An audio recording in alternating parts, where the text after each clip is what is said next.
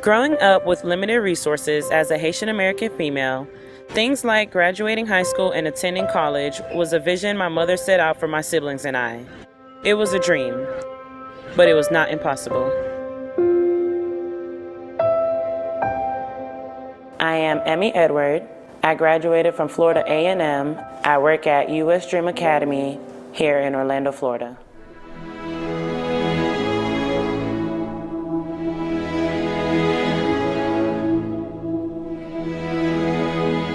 I was born in the U.S. Virgin Islands, came here when I was in about the second grade. You don't really know what you're going through because everyone around you is going through the same struggles that you're going through and kind of have the same story that you're going through, so you don't look at life as bad.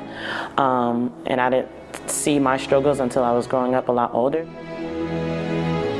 When I was in middle school, my dream was to go to high school and make it to high school because nobody in my family even made it that far. And then when I made it to high school, my dream was to be the first to graduate high school. And I did that. And then when I was in high school, I wanted to go to college.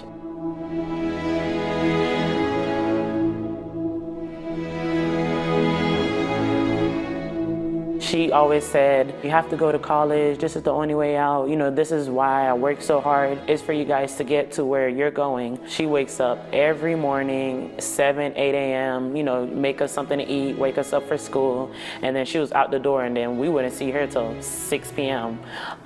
Because growing up, she didn't even have a vehicle, so she was paying people for transportation to get to and from work, or sometimes taking the bus. So sometimes we wouldn't see her till 7, which was another reason why we kind of did stay after school, because when we get home, there was nobody home. So I think seeing her really struggle every day and not being able to feed us at times, not being able to give us the things that we really want, I know that made her sad. So I know she wanted the best for her kids, so that's why I ended up wanting to go to college, so that I could provide a life for her and for my family that she couldn't provide for me.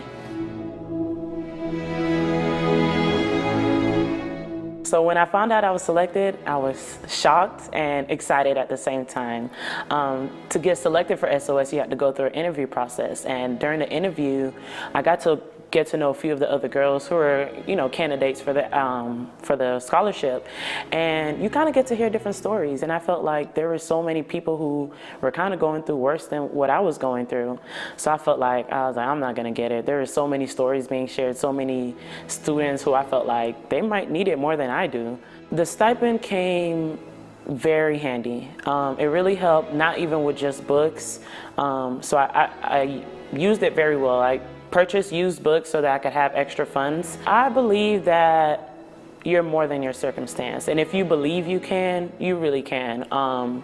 So I feel like I doubted myself so many other times, but that's when the importance of a village comes in. It does take a village to raise a child. So S.O.S was part of my village. They gave me that extra push, that extra hand when I felt like I didn't have it, when I felt like I couldn't do it.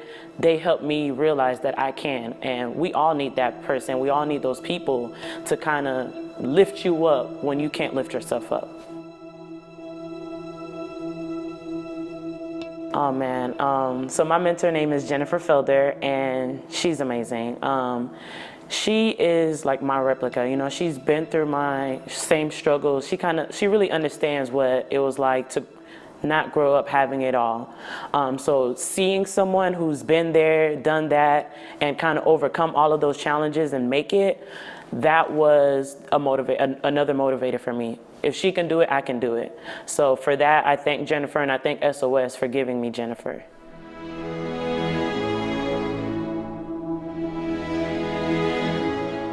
The S.O.S donors, they really changed my life. If it wasn't for them, if it wasn't for the efforts and the time and the money that they spent to help me get to where I'm at, I wouldn't be here right now. They helped me escape poverty.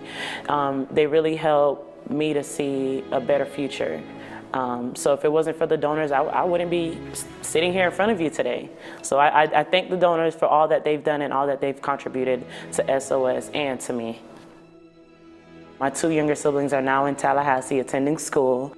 So I started a cycle in the family that will continuously go on from here on out.